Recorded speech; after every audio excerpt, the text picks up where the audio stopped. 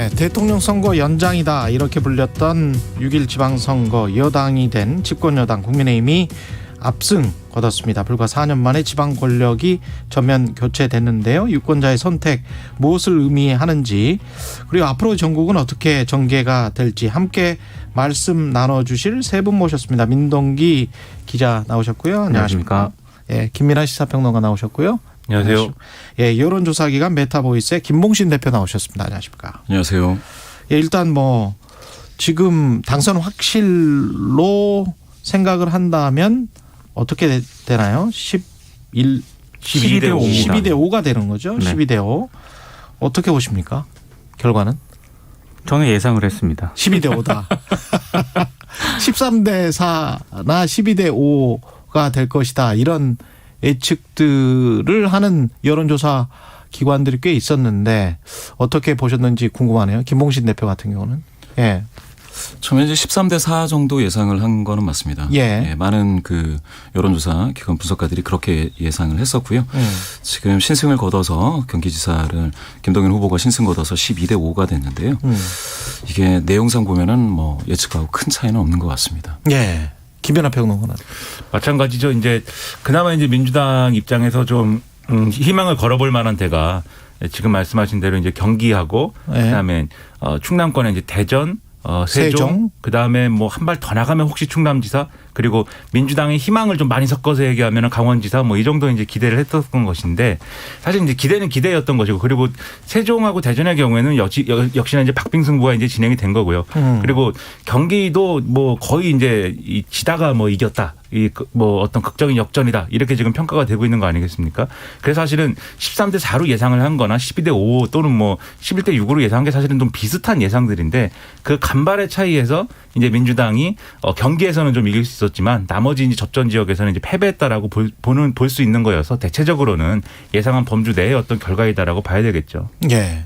투표율 같은 경우는 이것도 이렇게 낮을 거라고 예상하지는 않았었거든요. 60% 언저리 또는 뭐 그 위까지 갈 수 있다 그렇게 생각을 했었는데 50% 정도밖에 안 나왔어요. 그건 좀 그렇죠. 이 네. 착시가 좀 있었다라는 생각인데, 그러니까 저도 사실 이제 이 라디오 방송에 나와서 지난 지선만큼 투표율은 안 될 것이다라고 봤어요. 왜냐하면은 네. 이 사전 투표율이 뭐 역대 최다다라고 이제 언론들이 보도를 했는데, 그건 사실관계는 맞지만 애초에 본 투표에서 이제 사전 투표로 넘어가는 일종의 이제 사전 투표 참여자의 비중이 계속 늘어나고 있는 추세였기 때문에 그 추세까지 포함해 가지고 판단을 할 때는 사전 투표율이 뭐 극적으로 굉장히 높은 수준은 아니었다라고 볼 수가 있었고, 그것까지 또 감안해서 평가를 하면은 그렇게 본다면은 이제 지난 이제 지선만큼의 투표율은 아닐 것이다라고 봤는데, 하지만 그럼에도 불구하고 사실상 역대 최저 투표율에 가까운 그런 투표율일 것이냐는 사실 예측하지 못한 부분이었다라고 봐야 되겠죠. 좀 좀 상징적으로 봤던 게요. 광주 투표율이거든요. 그렇죠. 37.7%입니다. 최저입니다. 37%. 37.7%로 나왔는데 이게 최저거든요. 근데 저는 사실 광주시장이라든가 이런 그 뭐 예상은 네. 이미 사실상 이게 어느 정도 예상이 됐던 거 아니겠습니까? 그렇죠. 예, 네. 그래서 이게 광주시장과 관련된 어떤 그 유의미한 그런 수치는 아니라고 생각을 하고요. 그 왜 이렇게 낮은 투표가 나왔을까? 결국에는 광주의 낮은 투표는 다른 지역에 있는 그 호남 유권자들이지 않습니까? 그렇죠. 여기에 좀 상당히 좀 신호를 줄 수가 있다. 그래서 이를테면 뭐 수도권의 호남 유권자들에게 굉장히 좀 투표 참여를 낮게 만드는 어떤 그런 효과를 가져올 수 있겠다라는 생각은 했었거든요. 근데 뭐 광주 투표글을 보고 다른 지역의 호남 유권자들이나 민주당 성향의 지지자들이 이걸 투표를 하는 건 아니니까, 그런 어떤 정서, 그러니까 민주당을 지금 찍는 게 굉장히 좀 힘들다. 민주당 지지자였지만 그렇죠. 그런 정서가 이제 전국적으로 있었다라고 봐야 되는 거 아니에요? 경쟁이 네. 대선이라든가 이런 게 경쟁이 격화되거나 예. 어떤 이슈라든가 이런 게 막 불거졌을 때, 그러니까 선거 자체가 굉장히 좀 주목을 많이 받게 되면은 호남이라든가 이런 데서는 투표율이 올라가지 않습니까? 예. 그래서 그게 투표율이 올라가면서 다른 지역에 있는 호남 유권자들한테도 투표를 독려한다거나 이런 분위기가 분명히 있었거든요. 근데 전화를 막 한다거나. 그렇죠. 근데 이번에는 광주에서 굉장히 낮게 나왔습니다. 근데 이제 광주에서 2018년에 59였습니다. 그러니까 전체 평균이 60이었을 때 59였으니까 광주가 결코 투표율이 낮은 지역이 아닌데 이번에는 37.7이니까 20%포인트 이상 빠진 거거든요. 그렇죠. 그런데 이제 그 원인에 대해서 뭐 광주가 이제 민주화 운동의 중심이다. 민도가 높은 곳이다라고 해가지고 이해를 하기보다는 사실은 인물이죠.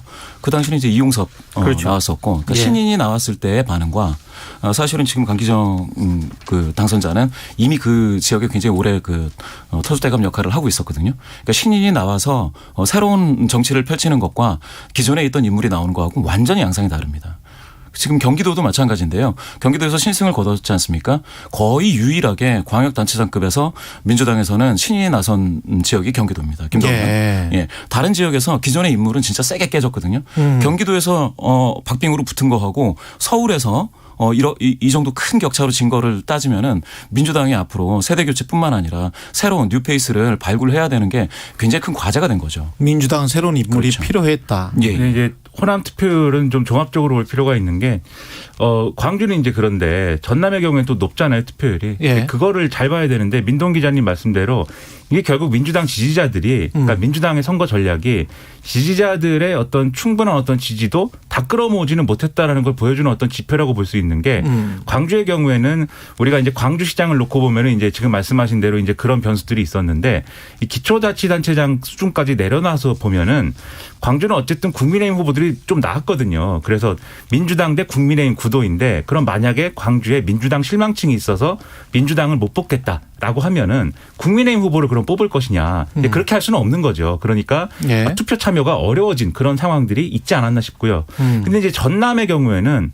어떤 후보들이 많았냐면 민주당에서 공천 못 받아갖고 무소속으로 나온 후보들이 많았습니다. 그러니까 사실 민주당 후보를 못 찍더라도 민주당에서 나온 후보는 또 있는 거예요. 다른 후보가. 예. 그러다 보니까 이런 것들이 어떤 조직적인 대결 구도로 가면서 투표율이 좀 높아진 측면이 있지 않나 싶거든요. 결론적으로 얘기하면 민주당을 찍는 것이 좀 뭐하다라는 정서가 분명히 있었기 때문에 벌어진 현상이다. 이걸 이제 봐야 되기 때문에 이런 기류가 단지 이제 호남에 있는 호남의 유권자들뿐만이 아니라 아마도 이제 수도권에 있는 그런 이제 대체적으로 민주당을 전통적으로 지지해온 어떤 그런 이제 유권자들의 비슷한 정서가 아마 있지 않았을까 싶은 거고 그게 투표율이 낮은 거에 하나의 원인이 됐을 거다라고 좀 추정을 할 수 있는 부분이 있는 것 같습니다.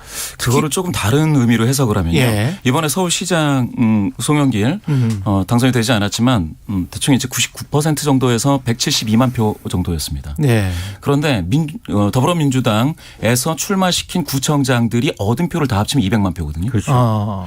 그러면 이거는 상당히 놀라운 얘기죠. 결국 그 송영길이라는 그 새로운 인물은 결코 아니고 사실 여기 이제 출마의 당위성을 설명하는데 굉장히 좀 머뭇거렸던 이 후보가 등장하면서 사실은 티켓 스플리터들이 엄청나게 양상됐다는 거죠. 티켓 스플리터? 예. 교차 투표를 하는 거죠. 예. 사실은 방금 말씀하신 것처럼 민주당 류의 어떤 진보 성향의 그런 그 유권자들이 맞듣지 않은 겁니다. 광역단체장을 찍는 데 있어서 손이 덜 갔는데 그게 약 20몇만 표다라고 하면 상당한 규모로 이탈한 거죠. 그렇죠. 그렇게 교차 투표를 유발시켰다라는 것은 민주당이 후보 전술에 있어서 굉장히 실패했다. 이번에. 그거를 이제 여실히 증명하는 거고요. 그게 호남뿐만이 아니라 수도권 민심에도 굉장히 큰 영향을 미쳤다라고 봐야 될 겁니다. 그렇죠. 다른 곳에서 어떤 후보가 나오는데 이쪽의 후보는 뭐 민주당이 될 게 확실한 뭐 지역이라면 다른 지역의 후보가 어떤 인물이 나오는지가 그렇죠. 민도에 영향을 줄 수도 있겠습니다. 민심에 영향을. 일종의 이렇게 흐름과 시너지 효과를 줄 수 있어야 되는데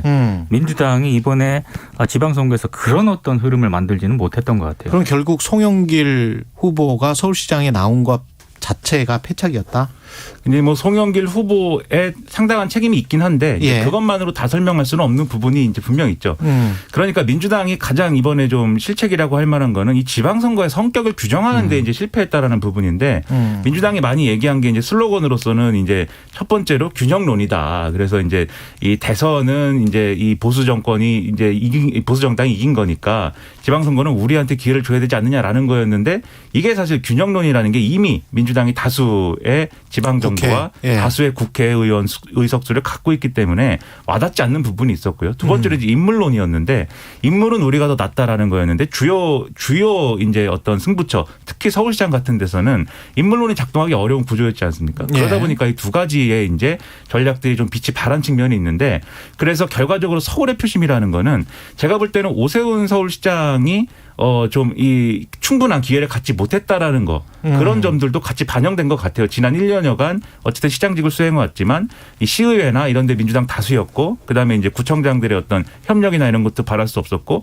뭔가 오세훈 시장한테는 한번 기회를 줘봐야 되지 않느냐 이런 차원. 예. 근데 여기에 더해가지고 구청장들은 또 현역 구청장들이 나온 지역이 많은 거잖아요. 그러면은 그 부분에 있어서는 또 일을 잘하는 구청장이 필요한 거 아니냐 이런 판단. 그러니까 민주당이 내세우는 하나의 전략으로 민주당 유권자들이 쭉 이제 끌려가기보다는 그렇게 좀 이 김봉신 대표 말씀하신 대로 각자의 이유를 찾아서 이제 분산 투표하는 그런 현상이 서울의 경우에는 벌어졌다라고 볼 수밖에 없어서 이런 것들이 상당히 전략의 실패 이런 것들을 보여주는 이 내용이다라는 겁니다. 근데 유권자 입장에서는요. 예. 대선 피로감도 있을 것 같아요. 대선 피로감. 왜냐하면 이 지방선거라고 하는 게 그 앞서 지방선거 같은 경우에 이를테면 집권 세력의 어떤 중간평가 성격 같은 게 있었거든요. 예. 근데 지금 윤석열 정부는 출범한 지 한 달도 안 됐습니다. 그러니까 뭔가를 지금 뭐 유권자들한테 보여주고 뭐 성과를 내고 뭐 이럴 수 있는 물리적 시간이 아니었고요. 그렇죠. 그럼 민주당은 또 뭔가 대안 세력으로서 뭔가 지금까지 비전을 제시하거나 이럴 수 있는 물리적 어떤 그런 시간이 없었거든요. 그렇죠. 그러니까 이게 대선의 연장선상으로 가야 되는 건데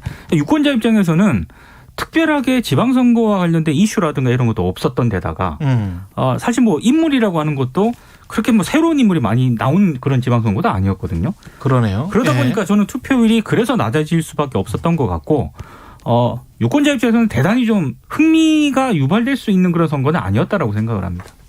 그 언론에서 자꾸 그 나오는 국정 안정론 뭐 이런 것들이 사람들의 심리에 영향을 미쳤다. 그러니까 그래도 대통령 한번 뽑았고 그 다음에 이제 연이어서 벌어지는 지방선거니까 한 번 더 힘을 실어주는 게 국정 안정에 도움되지 않을까 그런 생각도 작용했을까요?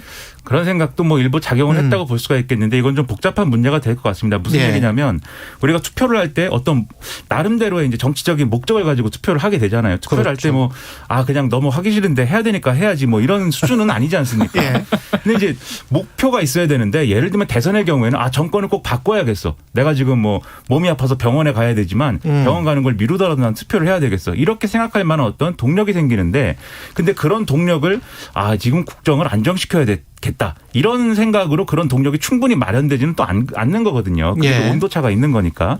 그래서 국정 안정론이 작용을 했지만 절대적인 어떤 위력을 발휘하기는 좀 어려웠다고 보고요. 오히려 보수적인 유권자들도 대선에서 정권을 바꿨기 때문에 지방선거에서 특별히 또 어떤 절실함을 가지고 이제 투표장에 가자라기보다는 투표를 많이 포기하는 현상이 이 보수 유권자들 사이에서도 있었을 것 같고 예. 그러면은 이제 지금 말씀대로 하면은 국민의힘 지지자나 더불어민주당 지지자나 각자의 이유로 더불어민주당 뭐 지도부 내용도 있고 여러 가지 복잡한 문제가 있었으니까 그 이야기는 좀 이따 하죠. 그렇죠. 네. 예. 각자의 이유로 투표를 좀 망설였다라고 하면은 기존의 이 투표에 대해서 아주 일상적으로 이제 투표를 열심히 하는 계층이 많이 투표장에 갔을 거거든요. 그게 뭐냐면 이제 고령층들 아니겠습니까? 기존의 어떤 이 선거의 계산으로 본다면 예. 그렇게 보면은 이제 그런 구도 자체가 이제 국민의힘에 유리한 측면으로 이어진 것이지 국정 안정론이 완전히 뭐 이 담론을 휩쓸었다라든지 이렇게 보기엔 좀 어려운 측면이 있는 것 같습니다. 지금 중간중간에 당선자들 연결해서 당선 소감을 좀 들어볼 거거든요. 우리가 방송하면서. 먼저 제주 울 보궐선거 승리한 더불어민주당 김한규 당선자 전화로 연결돼 있습니다. 안녕하세요. 네, 안녕하세요. 김한규입니다. 예, 일단 당선 축하드리고요. 소감부터 네, 부탁드리겠습니다. 예.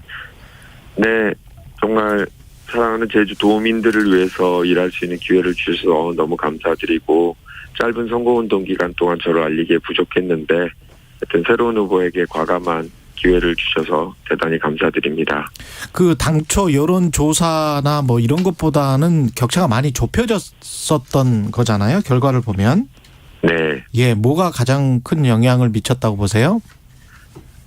제주도에서는 아무래도 최근에 이제 김포공원 이전 문제 또 이제 제주 도민들께서 혹시라도 도민들의 생계수단인 관광업이 쇠퇴될까봐 하는 두려움이 분명히 있으셨던 것 같고요. 예. 또 한 가지는 전체적으로 그 정권 안정론 이 부분으로 인해서 민주당의 지지율이 최근에 제주도에서도 많이 떨어졌습니다. 예. 네, 그게 영향을 분명히 미친 것 같습니다. 그럼에도 불구하고 김한규를 선택한 이유는 뭘까요? 전임자인 이번에 오영훈 제주도지사 당선자가 예. 의정활동 6년 동안 잘 해왔던 좋은 평가를 받았던 점도 도움이 됐던 것 같고요. 예.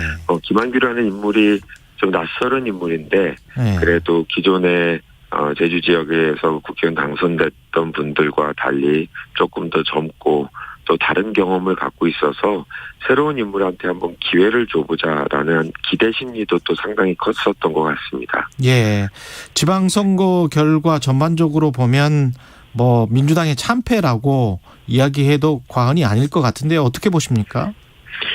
네, 말씀드린 대로 그 대선 패배 이후에 민주당이 아무래도 이제 지도부가 이제 임시체제로 가면서 좀 불안정한 모습을 보인 데다가 국정 안정론이 최근에 좀 강하게 불었던 것 같고요. 예. 이런 전국적인 구도 변화에 좀 민주당이 달리 대응하기에는 좀 전략을 만들어내기 좀 어려운 상황이 아니었나 좀 이렇게 생각해 봅니다. 예. 지역구의 가장 큰 현안은 뭡니까?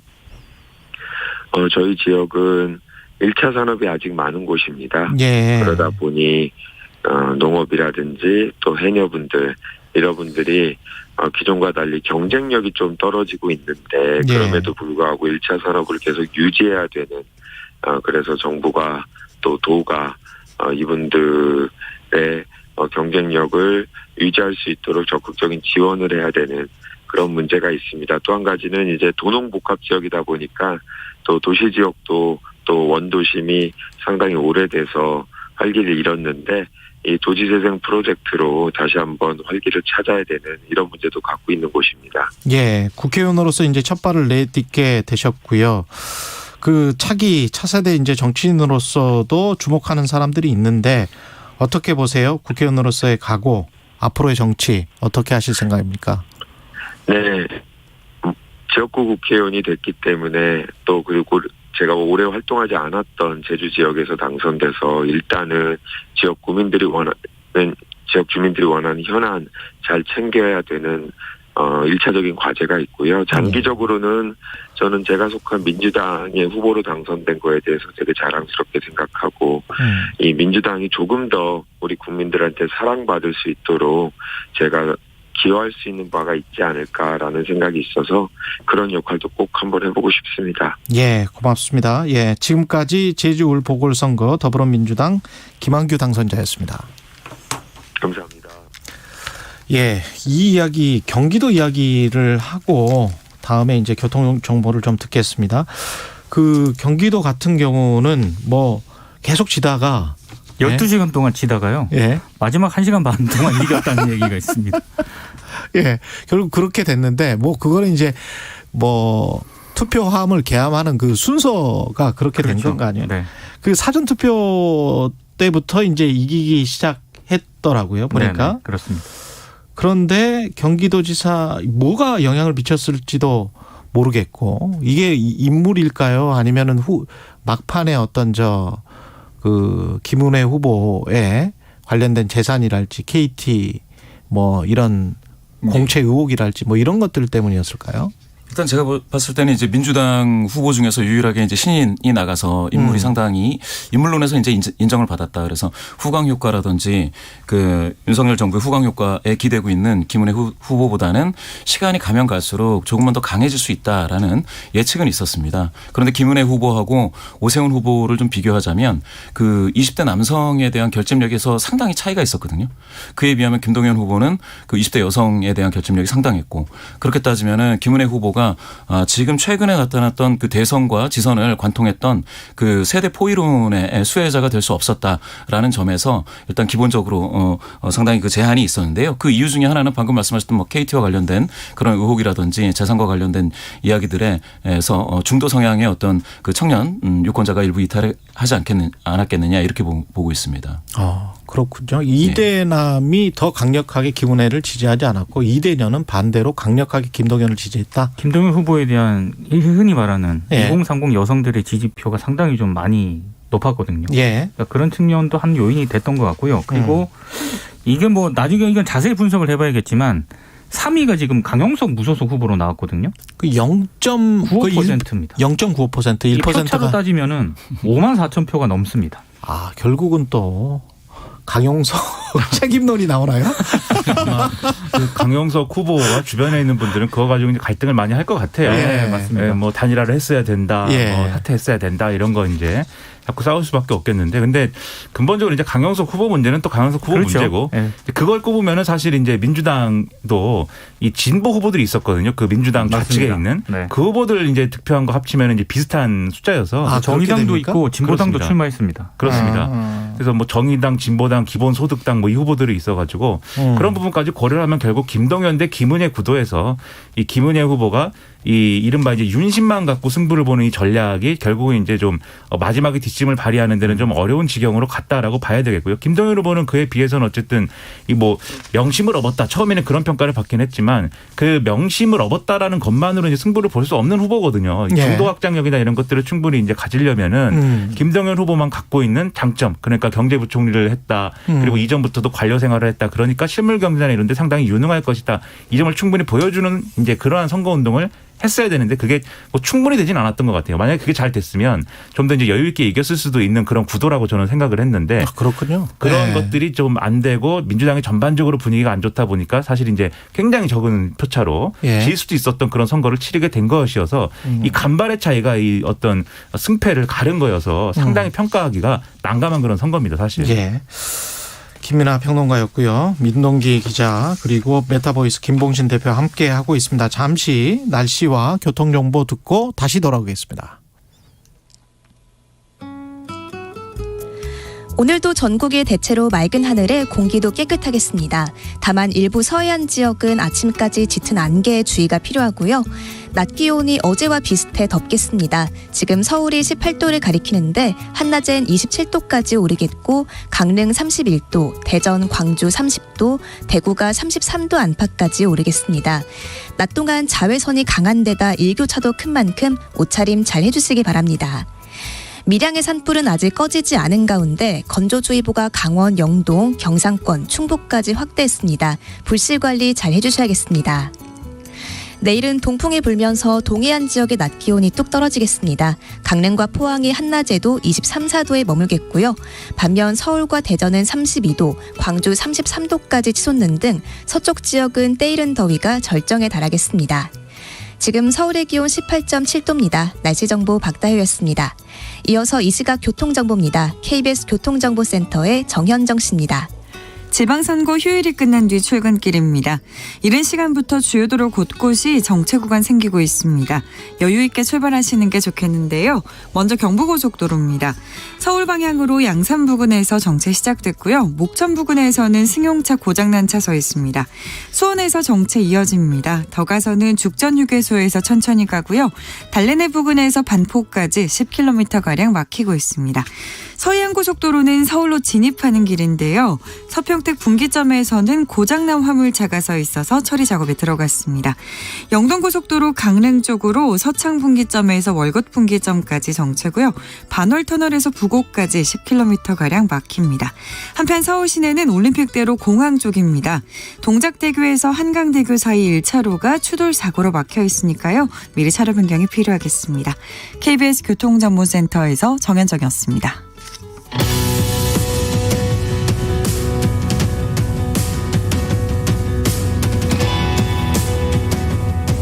네, 김민아 민동기 시사평론가 메타보이스 김봉신 대표와 함께 2022 지방선거 내 삶을 바꾸는 선택 최경영의 최강시사 계속 이어가겠습니다. 서울 이야기를 좀 더 해봐야 될 것 같아요.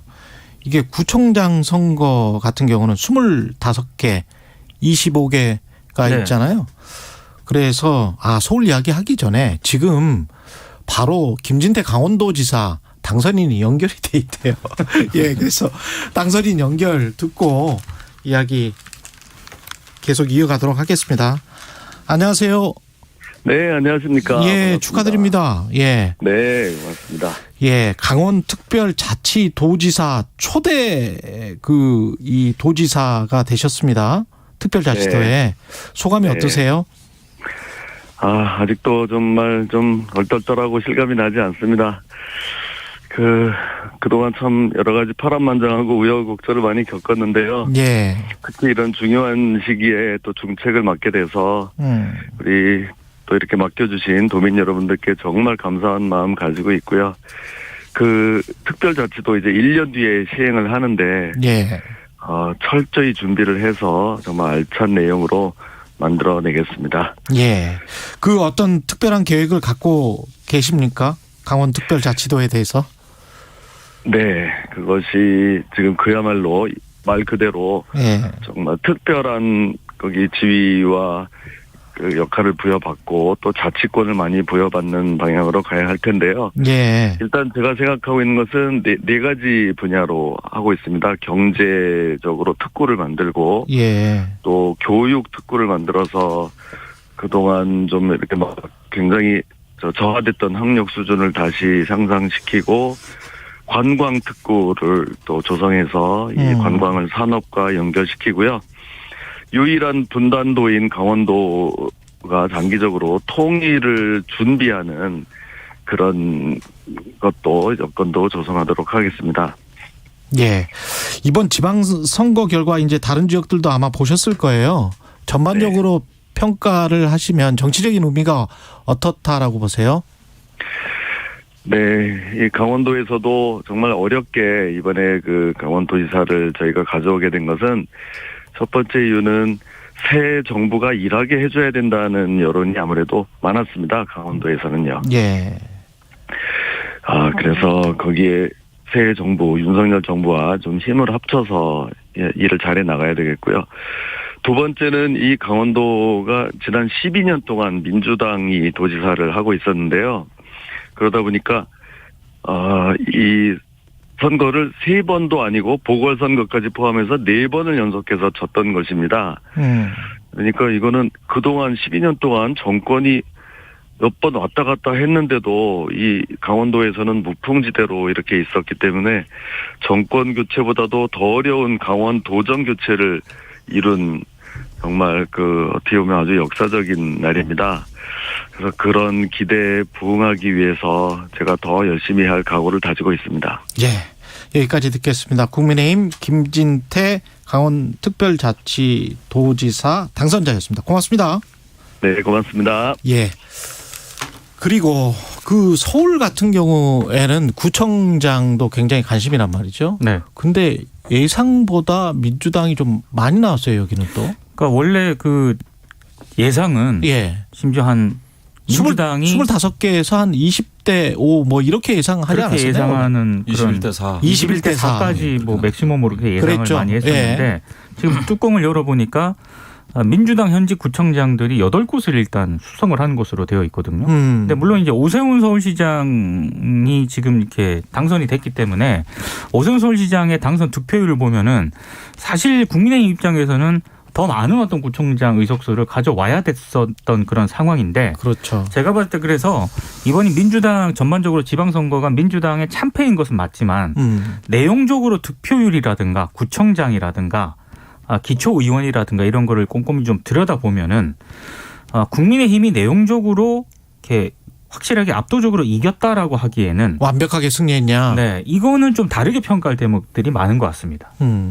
맞는 말씀인 것 같아요. 왜냐하면 이제 지금 말씀하신 대로 이 오세훈 시장한테 뭔가 한번 기회를 줘보자라는 여론은 분명히 있었던 것 같은데 그래서 아마도 민주당 지지층에서도 일부 이제 표 이탈이 실질적으로 오세훈 시장을 그냥 찍는 데까지 간 부분도 일부는 있었을 것 같아요. 지금 이제 결국 득표 나온 거 이런 걸 보면은 그렇지 않으면 이게 숫자가 잘 안 맞는다는 생각인데 아무튼 그런 것까지 고려를 하면 이제 그런 부분이 분명히 있었는데 하지만 구청장이라고 하는 건 이제 또 다른 문제지 않습니까? 구청장은 어쨌든 그 지역의 현안하고도 같이 맞물려 있는 그런 부분들도 있어서 현직 구청장들에 대한 평가가 있었을 것이고 그리고 이제 또 이 국민의힘이 또 그동안 이제 지역 조직이나 이런 것들이 많이 좀 부실해진 상황에서 적재적소에 정말 정말 필요한 후보를 이제 잘 냈느냐 하는 것도 평가해볼 지점이어서 이런 부분에서 좀 엇갈린 부분이 있다라고 생각이 되는데요. 다만 이제 민주당의 입장에서 볼 때 숫자는 이제 좀 그래도 어느 정도 수성했다라고 하지만 그 수성한 이제 그 지역이 전통적인 이제 민주당 지지세가 좀 강했던 지역에 좀 국한이 돼 있는 상황들이 있어요. 그렇게 본다고 하면은 민주당도 뭐 선전했다라고만 얘기하기는 어렵고 뭐 최소한 정말 잃지 말아야 될 때를 지킨 정도의 효과 아닐까 이런 생각도 좀 듭니다. 그게 사실은 선거 전략에서 이번에 민주당이 대선 때는 이제 효능감과 관련돼서 지나치게 이제 그쪽에 강박됐단 말입니다. 예. 그러다 보니까 이번에 서울시장인 송영길 후보도 유능한으로 갔어요. 근데 이게 좀 안 맞습니다. 구청장 수준에서는 이게 이제 일 잘하는 유능한 이게 뭐 기호가 1번이니까 그렇게 갖다 붙여서 현역이 그 프리미엄을 가져갈 수가 있죠. 그런데 아니 그 뭐 인천시장을 했던 송영길 후보가 와가지고 유능함을 이야기해서 오세훈 후보하고 대결을 한다라는 게 안 맞는단 말입니다. 이렇게 그러니까 광역 수준과 기초 수준에서 가져가야 될 주된 메시지 아까 이 선거를 뭐라고 규정할 것이냐라는 부분에서 안 맞았다고 하셨는데 그러한 어떤 전반적인 메시지의 톤 앤 매너가 안 맞은 거예요. 예. 그러다 보니까 이제 굉장히 광역에서는 확 빠지고 예. 일부 구청장은 현역 프리미엄을 얻고 되는 일 잘하는 증명이 된다면 예. 인물이 된다면 그러면은 이제 당선이 되는 경우가 있고 이렇게 좀 불균형이 되는 거죠. 예.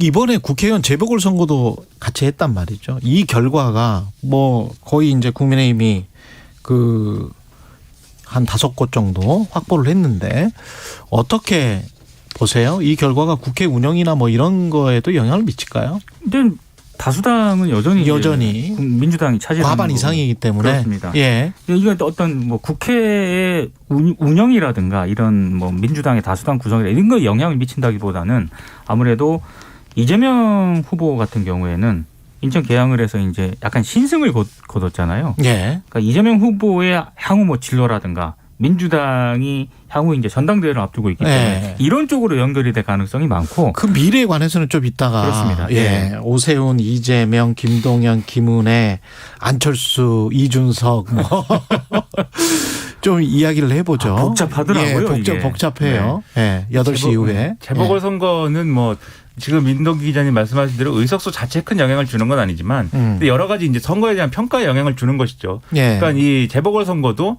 어느 쪽이 이겼느냐라고 보려면 처음에 이제 뭐 4대 3의 구도에서 어느 쪽이 하나를 더 가져가느냐의 승부다라고 봤는데 국민의힘이 하나를 더 가져간 게 됐으니까 예. 그러면 이게 뭐 결과적으로 얘기하면 국민의힘의 승리다 이렇게 되는 것이고 그러면 이제 그 지방선거도 승리했고 재보궐선거도 승리했다. 라고 하는 거니까 정권 입장에서는 윤석열 대통령 입장에서는 힘을 좀 받게 되는. 그렇죠. 뭐 힘을 좀 받게 되는 효과로 이어지는 거고 그러면 뭔가를 이제 하고 싶은 그동안 좀 밀어놨던 일들을 추진을 막 하게 되는 상황이 될 건데 예. 근데 또 문제는 국회에서 다수당은 여전히 이제 민주당인 것이기 그렇죠. 때문에 아마도 그런 맥락에서의 강대강 대치가 일어난다든지 이후 국회 상황이 그렇게 넘어갈 가능성이 상당히 있어 보입니다. 예. 김봉신 대표는 어떻게 생각하세요? 글쎄요, 이제 방금 말씀하신 대로 여전히 다수당은 민주당이다. 예. 라는 차원에서 이제 큰 변화는 뭐 기대하기 어려울 텐데요.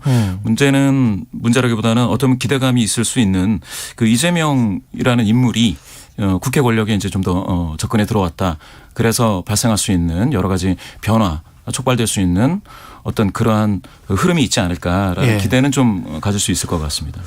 1부는 여기까지 하고요. 2부에서부터는 아까 말씀드린 대로 오세훈, 송영길, 김은혜, 김동연, 이재명, 안철수, 이준석 그리고 이른바 이제 윤석열 대통령의 핵심 관계자들 그리고 앞으로 전개해 나갈 어떤 핵심 아젠다들이 분명히 있을 거란 말이죠. 어떻게 전개가 될지 그리고 정치적 아젠다에서 그 정치적 아젠다가 국민의힘이나 민주당의 아젠다가 아니고 국민들의 아젠다가 되는데 그런 어떤 의제 설정들은 어떻게 가져가야 되는 게 정치권이 어떻게 가져가야 되는 게 옳은 것인지 거기에 관해서 좀 이야기를 나눠보겠습니다. KBS 1라디오 최경영의 최강시사 1부는 여기까지 하고요. 잠시 후 2부에서도 2022 지방선거 내 삶을 바꾸는 선택 함께 해 주시기 바랍니다.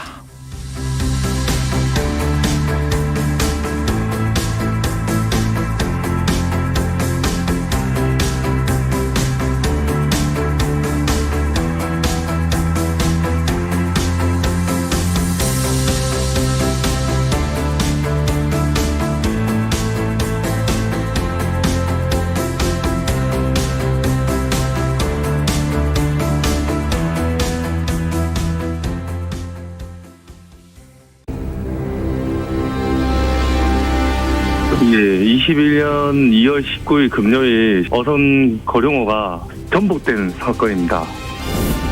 2022 KBS 연중기획 기억을 기록하다. 그때 풍랑주의보가 발효돼서 상당히 기상이 좋지 않은 상황에서 헬기로 이동하여 수중 수색을 진행하려고 했지만 뒤집어진 선박 위에 올라가는 자체도 좀 어려운, 그리고 파도가 많이 쳐서 많이 맞고 구조자들이 많이 날아가고 부상도 많이 입은 그 선박 선미 부분에 그물이 100m 정도 날려있는 상태에서 그물이 만약에 저희 잠수 장비에 이제 걸리게 되면 엄청 위험하고 많은 어려움이 있었습니다. 그 당시보다는 이제 갔다 와서 이제 복귀했을 때 사고가 일어나기 한 달 전에 저희 둘째 아들이 태어났는데 그때 생각해보면 좀 가족에 대한 애틋한 마음은 다 있겠지만은 그 현장에서는 그런 생각보다는 이제 사건이 빨리 해결됐으면 좋겠다는 생각밖에 없지 후회된 적은 아직 없습니다. 제가 안전해하고 제가 안전하게 구조해야만이 우리 가족을 지킬 수 있다는 생각으로 가족을 구하겠다는 마음으로 열심히 최선을 다해서 구조 활동에 임해야 되겠다고 생각하고 있습니다. 사건이 없는 게 제일 저희도 원하는 거죠.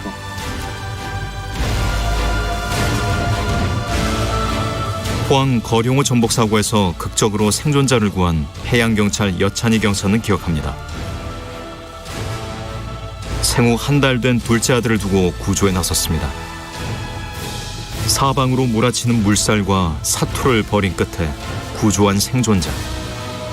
생명을 걸고 구했기에 소중한 생명을 살릴 수 있었습니다. 당신과 대한민국의 기억, KBS가 기록합니다.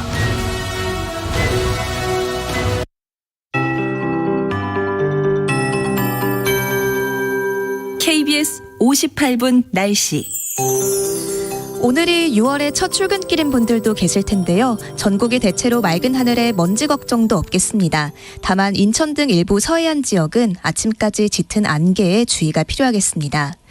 밀양의 산불은 아직 주불이 잡히지 않은 가운데 진화율이 어젯밤부터 60%대에 머물고 있습니다. 연일 맑고 메마른 날씨가 이어지면서 건조주의보가 점점 확대하는 추세인데요. 현재 강원, 영동과 경상권, 충북에 내려져 있습니다. 불씨 관리 잘 해주시기 바랍니다. 현재 기온은 서울이 18도로 어제 같은 시각보다 약간 높습니다. 한낮에 서울이 27도로 어제보단 1도 정도 낮지만 덥겠고요. 대전, 광주가 30도, 강릉 31도, 대구는 33도 안팎까지 오르겠습니다. 강한 햇볕에 낮 동안 자외선 지수와 오존 농도가 높겠습니다. 내일은 동풍이 불어들면서 강원 영동과 경북 동해안의 낮 기온이 뚝 떨어지겠습니다. 강릉과 포항이 한낮에도 23, 4도에 머물겠고요. 반면 서쪽 지역의 공기는 더 뜨거워지겠습니다. 서울이 32도까지 올라서 오늘보다 5도나 높아지겠고 대전 32도, 광주가 33도 안팎까지 오르겠습니다. 동해안 지역은 주말을 지나 다음 주 초까지도 선선하겠습니다. 지금 서울의 기온은 18.9도입니다. 박다효입니다.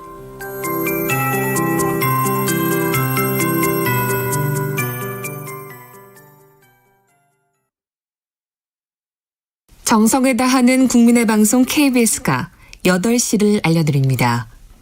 AM 711kHz, FM 97.3MHz, KBS 1라디오입니다. HLKA.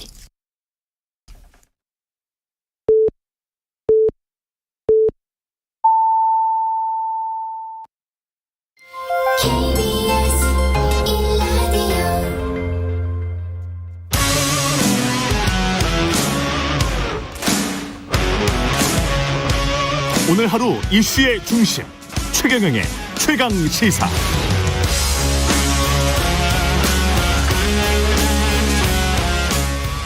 네, 김민아 민동기 시사평론가 그리고 메타보이스 김봉신 대표와 함께 하고 있습니다. 2022 지방선거 내 삶을 바꾸는 선택. 서울시 오세훈 시장은 서울시장이 이게 임기가 4년이죠. 네. 예. 그러면 당장 이제 일반 유권자들도 4년 후면 대통령 선거 이 생각이 이제 나올 거란 말이죠. 그래서 오세훈 시장 같은 경우는 이번 어떻게 생각하세요? 그 단숨에 지금 대통령 후보로 부상할 것 같은데. 본인이 아마 그런 질문을 여럿 받아가지고요. 예, 우리도 했어요. 네. 예. 근데 부인은 안 했어요. 네. 예. 근데 하여튼 지금으로서 뭐 대선 생각은 하지 않고 있다. 계속 그 이야기죠. 예. 예. 그런데 오세훈 시장 얘기를 하려면은 이번 지방선거하고 이제 보궐선거에서 예. 나왔던 대선 후보급 후보 인물들이 있습니다. 그렇죠. 이를테면 홍준표 이제, 예. 이제 시장이 됐죠. 안철수 이제 의원 그리고 이준석 대표 이거 같이 얘기를 해야 되는데 이번 지방선거에서 안철수 보궐선거 포함해가지고요. 안철수 그 전 인수위원장의 역할이 어느 정도였느냐. 물론 당선은 됐습니다만 예. 제가 봤을 때 그렇게 큰 존재감이라든가 역할을 이번 지방선거 국민의힘 판을 이끄는 데 있어서 그렇게 미미했다고 저는 생각을 하거든요. 그래서 아마 이거는 본인이 이제 원내 진입을 했기 때문에 앞으로 이제 국민의힘 당권이라든가 이런 거를 도모를 하겠지만 예. 윤핵관이 아직 버티고 있고요. 그리고 이준석 대표도 아직은 대표로 버티고 있기 때문에 아마 생각보다는 쉽지 않을 것이다. 왜냐하면 이렇게 결정적인 역할을 한다거나 뭔가 이번 지방선거의 이슈를 이끌었다거나 예. 판을 흔들었다거나 이게 성과를 내보일 수 있어야 되는데 안철수 전 인수위원장의 역할은 제가 봤을 때 그렇게 미미했다고 생각을 하거든요. 너무 쉽게 이겼다는 그런 측면도 있고요. 예. 그리고 홍준표 지금 저 의원도 마찬가지입니다.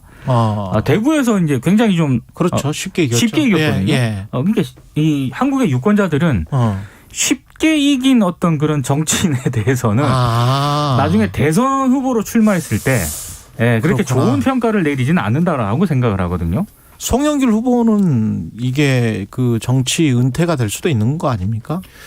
뭐 그렇게 평가를 하는 분들이 있습니다. 왜냐하면은 일단 지난번에 이제 대선 기간에 예. 이제 지역구 출마나 이런 것들을 하지 않겠다라고 일종의 용태론을 이제 본인이 얘기를 했던 거고. 근데 그게 뭐 시장은 다르다. 국회의원이 출마를 안 한다는 것이지 이제 시장 출마는 아니다. 이렇게 얘기를 하면서 좀 그 부분에 있어서 약간 무리해서 나온 건데 나온 것도 나온 거지만 이 서울시장에 또 출마하는 과정이라는 게 예를 들면은 민주당이 우리가 찾다 정말 후보가 없으니까 송영길 전 대표로 나가주십시오. 이렇게 해서 이제 출마를 했다거나 그러면 또 달랐을 텐데 예. 그게 아니지 않습니까? 송영길 전 대표가 굉장히 이제 적극적으로 본인이 움직여서 출마한 모양새가 돼버렸고 이게 뭐 그런 측면들이 있기 때문에 결과적으로는 이 선거의 책임론을 일정 부분 안고 갈 수밖에 없어요. 대선 패배의 책임론에 더해가지고 그러네요. 이 지방선거 특히 서울시장 선거가 이렇게 된 거에 대해서는 그 책임론을 안고 갈 수밖에 없어서 아마도 이제 재기의 어떤 발판을 만든다던가 자기 공간을 찾기는 상당히 어려워졌다라고 이제 봐야 되겠습니다. 특히 민주당은 전당대회 앞두고 아마 86 용태로 이런 얘기가 분명히 또 나올 것이기 때문에 예. 그 송영길 지금 뭐 전 대표 같은 경우에는 그 부분에 있어서도 이제 포함되는 인물이거든요. 예. 그렇죠. 질서 있게 좀 퇴장을 해서 한 2년 정도는 안 보이셔야 이제 그리움이 쌓여서 다시 찾게 되는데 지금 같은 경우에는 은퇴하신 줄 알았더니 노래 가사 같은데. 그렇죠. 아니 탤런트 하시다가 갑자기 가수로 데뷔하시는 예. 이런 정도로 보이니 사람들이 약간 좀 식상했을 것 같아요. 예, 알겠습니다. 여기에서 국민의힘 유종복 인천시장 당선자 전화로 연결이 돼 있는데요. 만나보겠습니다. 안녕하세요, 당선자님. 네, 안녕하세요. 예, 그 인천 출신의 첫 재선 시장이란 명예를 얻게 되셨고요. 시장으로서 최우선 과제는 뭐라고 보십니까? 축하드립니다. 우선 선거 과정에 서로 흩어졌던 마음들을 하나로 모아서 이제 인천의 미래만을 위해서 나아가도록 하는 그런 화합의 분위기를 만들어가는 것이 중요하겠고요. 그리고 무엇보다도 이제 취임하기 전에 촘촘하게 인천시 앞으로 미래 비전을 좀 더 구체화시켜서 계획을 잘 수립하는 것이 중요하다고 봅니다. 그 선거 막판에 급부상했던 그 김포공항 이전 통합권 같은 경우에는 인천도 이제 걸려 있는 문제라서 어떻게 생각하세요? 이거는 앞으로? 저는 그때 그런 문제를 물어왔을 때. 예.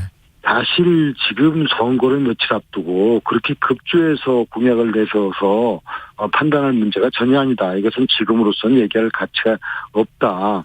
얼마든지 그동안에 대선도 있었고 충분히 얘기 낼 수 있는 부분이고 서로 이해관계도 다양한 측면에서 볼 수 있는 부분을 갖고 선거용으로 급조해서 이렇게 나오는 것 자체에 대해서 난 논평하지 않겠다. 이런 말씀을 드렸어요. 그래서 이 문제는 이렇게 그냥 가볍게 정치적인 오히려 이해관계만 생각해서 할 일이 아니다. 이렇게 생각하고요.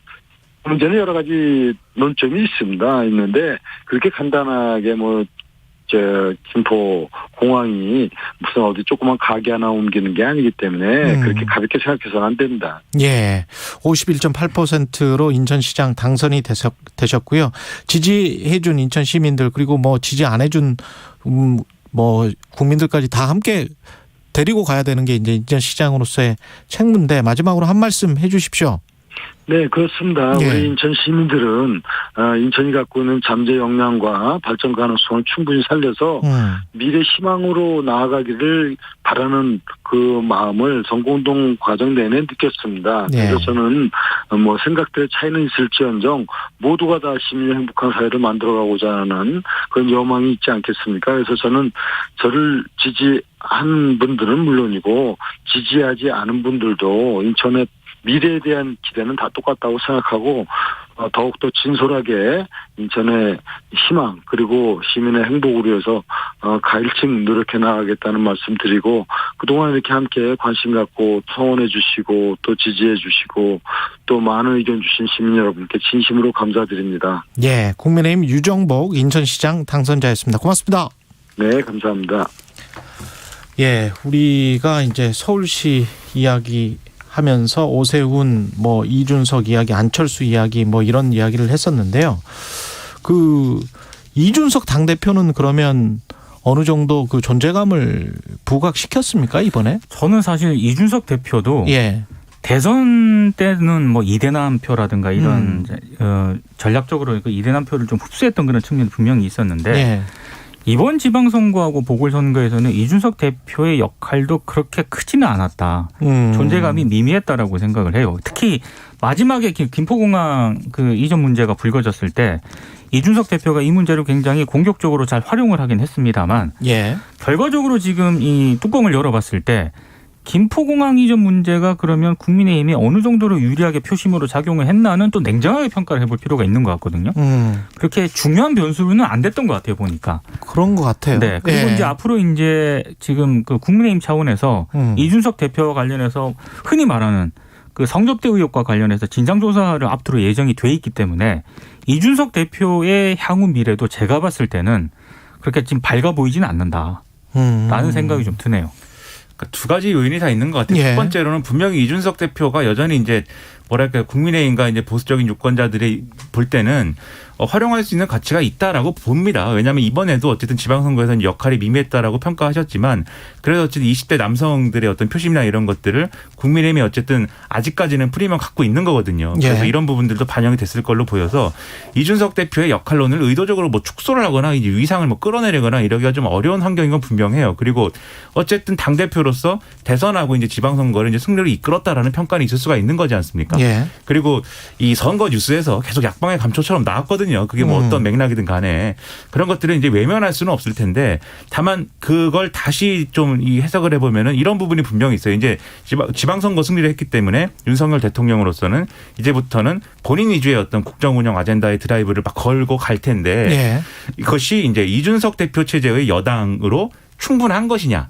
에 대해서는 의문을 가질 수 있거든요. 예를 들면 이런 얘기를 하면은 지금도 사실 여당은 윤석열 대통령이 꽉 쥐고 있는 거 아니냐라고 볼 수도 있겠지만 예를 들면 어떤 곤란한 상황이 좀 메시지가 혼선이 된다거나 당의 전략에 대해서 이제 좀 이견이 있다거나 할 때 그걸 누가 정리하고 있냐면은 이 윤핵관이라고 하는 분들이 정리를 하고 있는 거잖아요. 그렇죠. 그나마 권성동 원내대표는 근데 원내대표라는 직을 갖고 있는 거지만 장제원 의원은 공식적인 직을 갖거나 이렇지가 않습니다. 그렇죠. 이 모양새가 별로 좋지 않거든요.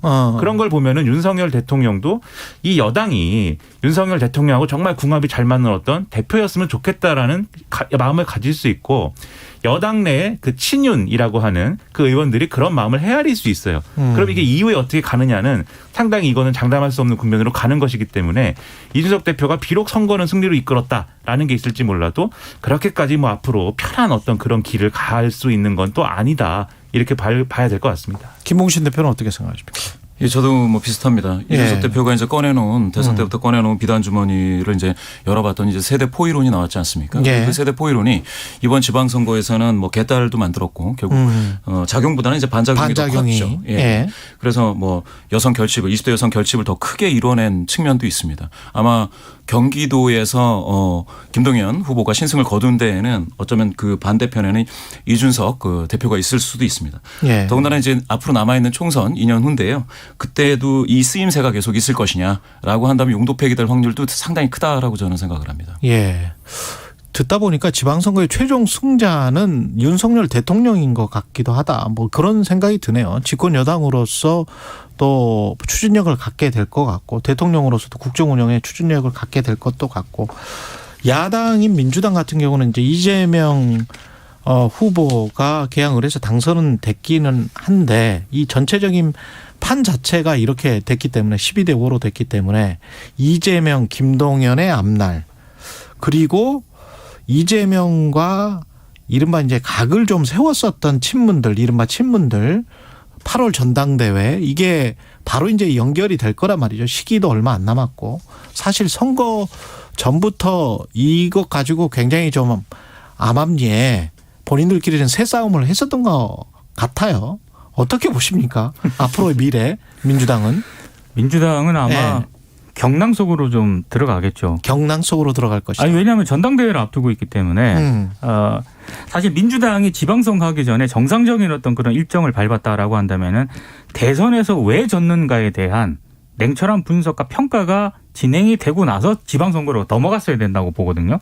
근데 시간도 그렇고 시간도 안 됐기 때문에 그랬어요. 그런 평가를 못했습니다. 예. 그래서 이제 지방선거 결과를 놓고 대선과 지방선거 패배 원인을 놓고 아마 당이 여러 가지 이제 종합적인 토론이라든가 아마 논쟁에 뛰어들 겁니다. 그랬을 때 이재명 후보의 이재명 지금 뭐 그 의원의 이제 그 책임론도 이제 같이 불거질 가능성도 있고요. 근데 문제는 민주당의 딜레마는 어쨌든 당의 어떤 그런 미래를 결정을 하고 이런 것들을 논의할 때 구심점이 있어야 되거든요. 지금은 없는 것 같아요. 그러니까 이재명 네. 후보에 대한 책임론을 제기한다라고 했을 때 그럼 이재명 후보를 논외로 할 때 민주당이 이 상황을 장악하고 끌어갈 수 있는 리더십이 누가 있느냐. 그건 또 없습니다. 그러니까 이게 민주당의 딜레마인 것 같고요. 좀 반대적인 측면에서 볼 때 그런 측면에서 볼 때 김동연 지금 경기지사 이번에 이기지 않았습니까? 예.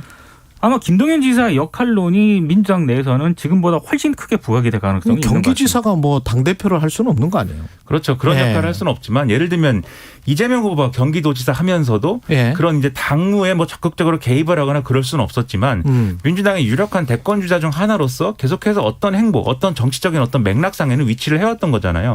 아마 김동연 후보한테 비슷한 어떤 그런 역할이 주어질 가능성이 있다고 보고요. 그다음에 이재명 후보 책임론은 상당히 크게 불거질 수밖에 없는 것 같아요. 왜냐하면은 이게 민주당이 대선 끝나고 나서 뭐 이 자리에서도 여러 번 비판을 했는데 대선 끝나고 나서 이제 일련의 어떤 행보라든가 이 밀어붙였던 것들 이런 것들은 사실 대선 패배에 대한 어떤 반성이라든가 그것의 연장선에서 쇄신을 한다거나 혁신하자라든가 이런 거하고는 거리가 멀었거든요. 예. 우리가 아슬아슬 신승을 했고 그 신승을 했으니까 이거 우리 무시하지 마라 뭐 이런 거에 가까웠는데 그런 것들에 대해서 일단은 유권자들이 판단을 내린 것인데 그렇다고 한다면 이재명 후보가 당권에 만약에 도전을 한다라고 했을 때 그러한 모습들을 어떻게 바꿔내겠다. 지금까지 민주당의 모습 좀 잘못된 것 같다. 이런 혁신 의제들을 가지고 내가 한번 당을 이끌어 보겠다. 이런 게 가능해야 되는데 그 바뀌어야 되는 모습 중에 하나를 개항을 해 이제 출마를 하게 되면서 이게 바꿔야 되는 모습 중에 하나 아니냐라는 반론에 이제 부딪히게 생긴 거죠. 예. 당장 이 반응이 나오고 있습니다. 개표 끝나지도 않았는데 이제 민주당의 이제 모 의원이 페이스북에 글을 써서 이건 이재명 후보가 경기도로부터 도망가서 이 지방선거 패배로 이어진 측면이 있는 거 아니냐라고 예. 바로 저격을 하고 나섰는데 예. 이런 국면이 전당대회에서 예를 들면 뭐 친명 대 반명 구도로 가기는 좀 어려울 수 있겠지만 왜냐하면 반명의 어떤 말씀하신 대로 구심점이 확실한 어떤 그런 인사가 없기 때문에 소그룹들의 뭐 날림 이런 것들이 좀 지지부진한 지리멸렬한 이런 걸로 갈 수 있겠지만 결과적으로 이재명 후보가 당권에 도전하는 것으로 원하는 건 뭐냐면 당권 왜 도전합니까? 5년 후에 이제 어쨌든 이 다시 한번 승부를 걸어보려는 거잖아요. 대선에서. 예. 그렇게 가는 과정에 이게 다 도움이 되고 다 이제 긍정적으로 작용할 것이냐는 지금 전혀 장담할 수 없는 안개 속으로 빠져들었다라고 봐야 되는 겁니다. 참고로 그 김동연 그 이번에 신임 지사가 예. 민주당 정치교체 추진위원장을 맡고 있거든요. 아 그래요? 네. 그러니까 지금 앞으로 이제 경기지사기 때문에 민주당에 적극적으로 뭐 이렇게 벌어지는 상황에 개입을 할 수는 없겠지만 한계가 있겠지만 역할로는 제가 봤을 때 지금보다는 훨씬 커질 가능성이 있는 것 같아요. 박지현, 윤호중 이 공동 비대위원장 이분들 그다음에 비대위는 뭐 무조건 사퇴를 하지 않겠어요? 오늘 해체하지 않을까요? 예. 그렇게 되겠죠? 제가 생각할 땐 당하고 또 김동연하고 이제 분리시켜서 생각을 해봐야 될 텐데요. 예. 말씀하신 것처럼 민주당 내 네 분 이거를 봤을 때는 이재명 당선자는 아직도 굉장한 소수파 아니겠습니까? 그렇지만 강고한 지지자들이 붙어 있다라는 걸 따지면은 당이 거의 쪼개지는 정도의 내홍을 겪을 것이다라는 것을 예상하기는 어렵지 않은데요. 그런데 이제 잠깐 떠나서 보면은 김동연 대 이제 오세훈의 구도가 될 것이다. 2026년에 다시 이제 지방선거가 있는데 그 바로 후가 대선 아니겠습니까? 예. 그러면은 정권 심판론, 이 윤 정부에 대한 심판론이 등장하고 그리고 나서 시작이 되는 지방선거 그리고 대선인데요. 그렇게 되네. 그렇죠. 예. 오세훈은 그러면은 제2의 MB처럼 엄청난 자기 퍼포먼스가 없으면 사실은 대권 도전하기가 쉽지 않게 될 겁니다. 그거에 비해서 이제 김동연은 사실은 정권 심판론을 등에 업고 실적도 가져간다면 사실은 대권 후보가 될 확률이 가장 높죠. 더군다나 당이 이와 같이 내홍을 겪을 때 거기에서 한 발자국 떨어져 있어서 방금 말씀하신 것처럼 정치 개혁적인 발언을 섞을 수 있다면 더할 나위 없이 좋은 새로운 인물로 새로운 리더십 으로 부상이 될 것 같습니다. 이번에 지방자치단체장 선거에서 가장 이제 대권 가능성이 높아진 그런 후보가 저는 오세훈 시장이라고 생각을 하는데 변수가 있습니다. 전 두 가지 변수가 있다라고 보는데 오세훈 시장이 흔히 말하는 지금 국민의힘의 윤핵관들하고 어떤 관계 설정을 할 것인가. 여기에 따라서 굉장히 오세훈 시장의 미래가 좀 결정이 될 가능성이 있다라고 보고요. 또 하나는 한동훈 법무부 장관 변수가 하나 있는 것 같습니다. 그러네. 네. 한동훈 장관과 또 이 앞으로 전개되는 이 과정에서 지방선거 이후에 한동훈 장관의 역할이라든가 한동훈 장관이 지금 어떤 몰이가 있는 것 같아요. 그러니까 어떤 새몰이가 들어가는 것 같고 그만큼 또 보수층에서는 인기가 좀 있는 것 같고 그렇습니다. 그런 것들이 나중에 이제 실권, 2인자, 실제적인 권력, 이런 이야기뿐만이 아니고 대통령 후보로서도 분명히 부각될 거란 말이죠. 그러면 어제 다른 방송에서 어제 지방선거 개표 방송 같이 했었는데 어떤 분 그러더라고요. 상황에 따라서 한동훈 장관이 법무부 장관을 5년 할 수도 있을 것 같다. 그런 얘기도 하더라고요. 그러니까 상황이 여의치 않으면 법무부 장관 하면서 계속 힘을 몰아줄 수도 있다라는 그런 전망을 좀 빠르게 내놓기도 하던데 저는 한동훈 변수도 나중에 이게 굉장히 중요한 변수가 될 것 같습니다. 그렇죠. 근데 한동훈 장관 5년은 그럴 수도 있겠지만 한동훈 장관 입장에서 원하지 않지 않을까 생각도 됩니다. 왜냐하면 저도 그렇게 생각합니다. 한동훈 장관 나이가 젊은데 법무부 장관 5년을 한다는 거는 윤석열 대통령이랑 운명을 같이 한다는 거나 똑같은 거거든요. 그렇죠. 근데 그렇게 할 것이냐. 일단 검사 출신이긴 하지만 장관으로 왔으면 그 이후에 커리어나 이런 것들도 본인은 생각하지 않겠습니까? 국회의원 나가야 되겠죠. 아마도 정계 진출이나 이런 게 총선을 염두에 주겠죠. 그렇죠. 상당히 커 보이는데 본인의 모색을 할 것이고 그게 지금은 잘 안 보일 수 있겠지만 이 정권 후반부로 가면은 분명히 하나의 또 대권까지 가는데 중요한 변수가 될 수 있겠다라는 생각은 누구나 할 겁니다. 그리고 이게 지금 힘을 받은 거잖아요. 윤석열 대통령 같은 경우는 힘을 받았기 때문에 뭘 가장 하고 싶어 할까요? 이 지방선거 이후에 지금 일단은 바로 이제 해야 되는 게 물론 이제 인사청문회도 있고 여러 가지를 먼저 이제 좀 해결이 돼야 될 문제들이 있습니다만 정부 조직법이나 이런 걸 개정을 해가지고 이제 하고 싶었던 일들을 배치하는 것부터 이제 할 수 있는 그런 부처의 어떤 얼개를 만들어야 돼요. 근데 이 정부조직법 통과시키는 것부터가 아마 쉽지 않은 상황이 될 것이고 여성가족부 폐지까지 포함한 정부조직법이 될지 안 될지는 모르겠네요. 그렇습니다. 그건 또 이번에 지방선거 결과와 함께 좀 고심을 해야 될 부분인 것 같지만 애초에 이제 약속했던 그런 것들을 어떻게 할 것이냐에 대해서는 좀 이 걸림돌이 좀 있는 상황이어서 이것이 잘 되느냐에 따라서 또 거기에 연결돼 있는 개혁 과제들이 있는 거잖아요. 여러 가지로 기업의 규제를 풀어야 된다라고도 얘기를 했고 그다음에 일각에서 이제 안철수 대표가 얘기했던 이제 연금 개혁이라든가 이런 것들도 얘기했고 여러 가지 과제들이 있지만 뭔가를 추진하기 위해서는 결국 민주당하고의 협치나 이런 것들을 전제하고 생각을 해야 되거든요. 그 부분이 잘 풀려야 되는데 지금은 장담하기가 어려운 상황이기 때문에 당장 경제 상황도 그렇게 녹록치가 않고 특히 이제 부동산에 대한 관심이 많았었는데 자산 가격 거품에 대한 우려가 있는 상황에서 이걸 어떻게 할 것이냐, 대출 규제를 계속 해나갈 것이냐, 금리 인상은 또 계속 한다고 하고, 근데 대출 규제는 정부의 몫이고 금리 쪽은 또 한국은행의 몫이기 때문에 이걸 또 어떻게 할지도 모르겠고요. 여러 가지 경우의 수가 있을 것 같습니다. 그 상황에서 또 민심도 요동칠 것 같고 민주당은 또 이럴 때 경제나 시장 상황이 어떻게 나왔을 때 또 어떻게 또 대응을 할지. 그렇죠. 예. 변수들이 좀 있네요. 네. 그렇죠. 아무래도 그래서 윤석열 대통령이 앞으로 이제 그러한 정책 이슈를 밀어붙여야 되는데 앞에 장애물이 크게 있다 보니까 그럴 경우에 사실 좀 유혹에 빠질 수 있는 게 다른 어떤 이 정책 수단이라든가 다른 어떤 선택을 통해서 전국을 좀 요동치게 만들고 뭐 이런 수요도 있을 거거든요. 예를 들면 그게 이제 흔히 과거의 정권의 어떤 사례를 보면 그게 일종의 이제 사정전국 조성 뭐 이런 걸로 이어질 수도 있는 것 같아요.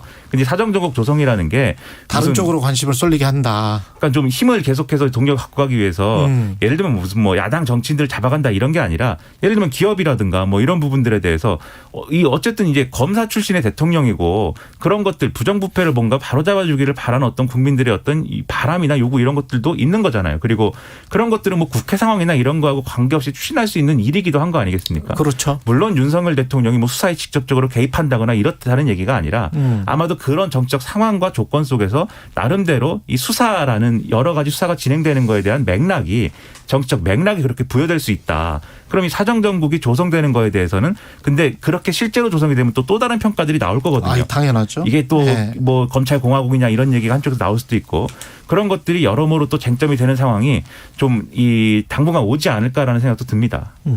사실 저는 그 이번 지방선거와 관련해서 워낙에 이제 이게 큰 얘기들만 많이 하지 않았습니까? 그렇죠. 네. 근데 저는 꼭 한번 이 얘기는 한번 해보고 싶었던 게 이번에 무투표로 당선된 사람이 몇 명인 줄 아십니까? 예. 507명에 달합니다. 투표 없이 당선된 사람이 507명이거든요. 이거는 제가 봤을 때 좀 다른 얘기긴 한데 정치개혁. 네, 이거는 뭔가 심각한 보완책을 마련하지 않으면은요.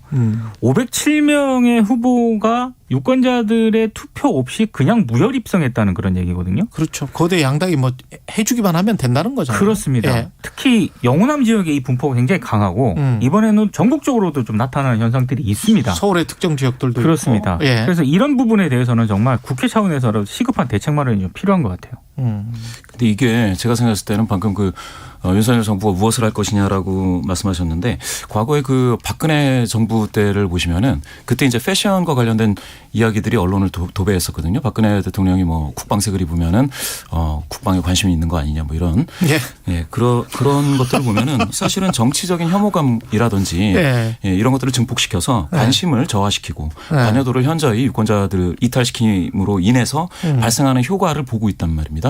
이번 지방선거에서 지난 대선보다 투표율이 무려 27%포인트 더 낮아졌는데 그 효과는 고스란히 국민의힘이 가져갔죠. 그렇게 따지면 앞으로 사실은 윤석열 정부는 그 집무실을 이전한다든지 그러니까 국민 대중들과 아주 밀접한 그 정책 현안과 좀 떨어져 있는 정치적 현안을 가지고도 충분히 국정을 운영할 수 있겠다. 즉 디마케팅을 통해서 마케팅을 좀 더 강화할 수 있겠다라는 것이고요. 특히 이번에 소상공인 뭐 추경안 빨리빨리 통과시키고 뭐 이런 것들이 사실은 득표에 큰 영향을 줬을걸요. 예. 그런 것도 있죠. 그런데 저는 거기에서 바로 그 민주당이 역설적 상황에 빠진다는 거죠. 이렇게 됐을 때 정부 조직 개편안들을 냈을 때 민주당은 그거를 받아들일 수도 없고 통과시켜 줄 수도 없고 반대할 수도 없는 그런 역설적인 상황에 빠져서 민주당이 오히려 더 곤란 지경에 빠지는 그래서 교착 국면이 계속 지속되는 그런 여소야대지만 그렇죠. 그래서 정치적인 효능감은 계속해서 빠지는 이 상황이 한 1, 2년은 가지 않겠느냐 이렇게 봅니다. 그 여소야대를 돌파할 뭐 우리가 계속 이렇게 정치적으로 대립만 하지 말고 그리고 일이 전혀 안 되는 그런 상황을 만들지 말고 차라리 개헌을 하자.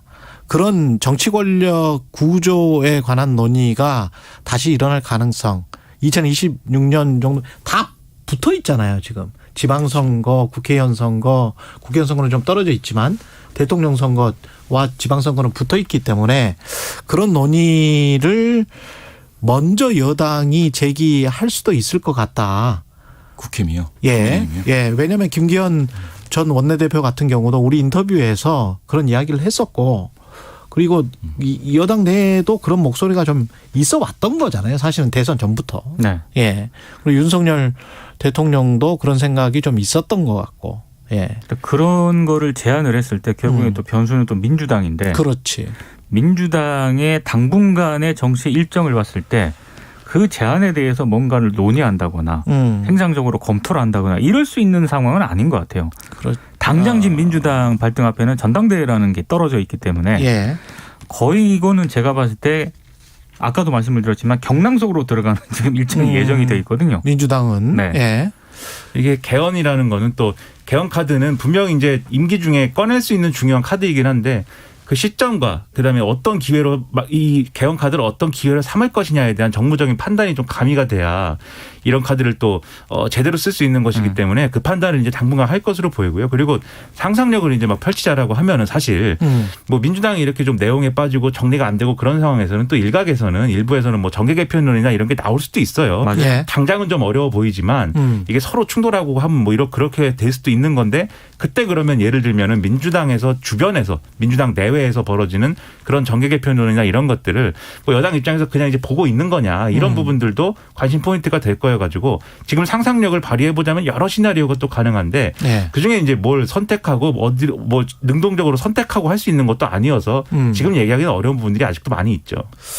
시간이 좀 아쉬운데 2분 3분밖에 안 남았는데요. 정의당 이야기 잠깐씩만 한 30초씩만 이렇게 이제 존재감 없이 사라지는 건 아니지만 좌우지간 정의당이 존재감이 정말 없어졌습니다.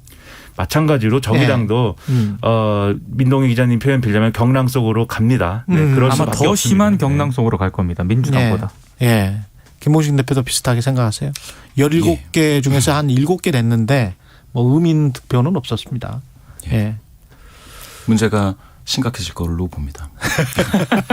저는 전통적인 그 갈등 구조가 있단 말이에요. 민주당과 완전히 척질 수도 없고 그렇다고 해서 민주당 따라갈 수도 없고 이 갈등 구도를 당내 지지자들과 지금 당내 핵심 골간 조직들이 결정을 못 하거든요. 방향을 못 잡거든요. 그렇죠. 그런 상황 때문에 이런 지방선거 패배, 대선 패배 이런 게 발생했다라고 볼 수 있는 맥락이 있는데 이걸 스스로 정리할 수 있는 동력을 지금 계속 상실해 갔기 때문에 그리고 지금도 그 동력 확보하지 못하고 있고 지역에서의 어떤 자기 존재감이나 이런 것들도 확실히 없어졌다라는 게 드러났기 때문에 정리할 힘이 없어요. 지금 정리를 해야 되는데. 그래서 의외로 기초의회라든가 이런 기초 단위에서는 진보당은 이번에 어느 정도 성적을 좀 거뒀다고 평가를 받거든요. 그렇군요. 그런데 정의당 같은 경우에는 상대적으로 거의 뭐 전멸하다시피 했기 때문에 당의 정체성이라든가 향후 정의당의 진로를 어떻게 가져갈 것인가부터 일단 논의가 시작이 돼야 될 것 같아요. 세대 교체에 실패하고 맞습니다. 새로운 리더십을 만드는 데 실패했기 때문에 사실은 이와 같은 대중선거에는 큰 성과를 얻기 어려웠죠. 예, 2022 지방선거 내 삶을 바꾸는 선택. 오늘 말씀 감사드리고요. 지금까지 김민아, 김민동기 시사평론가 메타보이스 김봉신 대표와 함께했습니다. 고맙습니다. 고맙습니다. 잠시 후 3부에서는 전민기의 눈 준비되어 있고요. 우리나라 축구대표팀과 브라질 평가전 관전 포인트도 살펴보겠습니다.